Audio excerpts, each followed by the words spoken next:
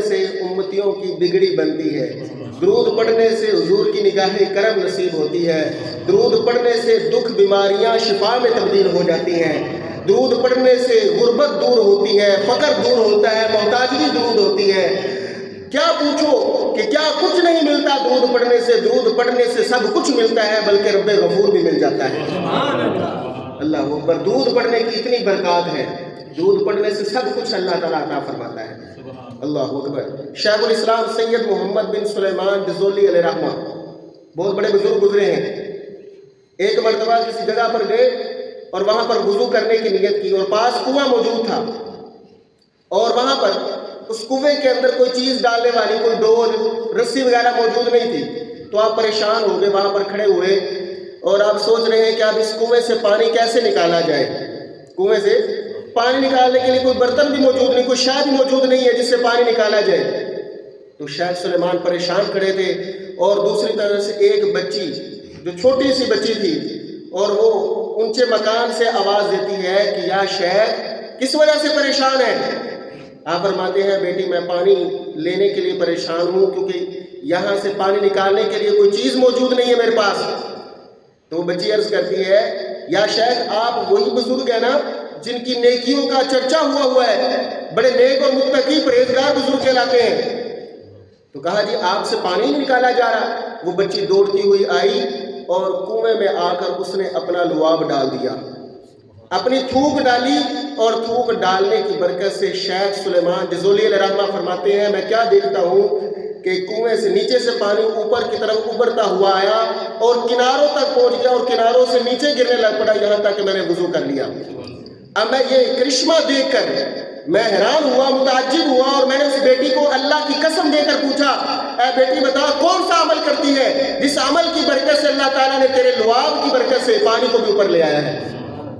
اس نے کہا جی بابا جی صرف ایک ہی عمل کرتی ہوں، نبی علیہ السلام کی بارگاہ میں کثرت سے درود بھیجتی ہے۔ اپنے نبی کی بارگاہ میں کثرت سے درود پڑھنے کی برکت سے اللہ تعالیٰ نے میرے لعاب میں یہ طاقت رکھ دی ہے کہ کنویں سے پانی خود بخود اوپر کی طرف آ گیا ہے۔ شیخ سلیمان جزولی علیہ رحمہ آپ نے قسم اٹھا لی، آپ نے کہا اللہ کی قسم ہے آج کے بعد میں نبی علیہ السلام پر درود پڑھنے کی فضیلت کے حوالے سے ضرور کتاب لکھوں گا، اور انہوں نے دلائل الخیرات یہ کتاب لکھ ڈالی۔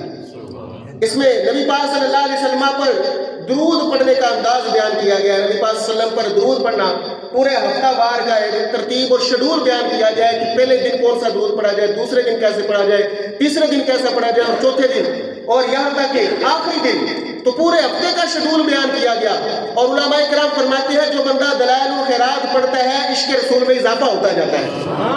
اس کی محبت رسول میں اضافہ ہوتا جاتا ہے، اور اس کے دل میں نور پیدا ہوتا ہے، اور قلب کی تاریکی اور قلب کا زنگ جو ہے وہ دور ہو جاتا ہے، اور بندہ گناہوں سے بھی پاک ہو جاتا ہے نبی علیہ السلام پر درود پڑھنے کی برکت سے۔ اور شیخ سلیمان جزولی علیہ رحمہ یہ وہ پائے کے بزرگ گزرے ہیں جنہوں نے درود پاک پر کتاب لکھ دی، اور درود پاک پڑھنے کے لیے امت کو درود لکھ کر دیا،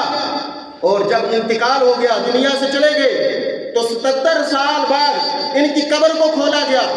77 سال گزرنے کے بعد 77 سال گزرنے کے بعد ان کی قبر کو کھولا گیا، اور قبر کھلوانے والے سلطان ابو العباس احمد المعروف الاعرج مراکش میں داخل ہوئے،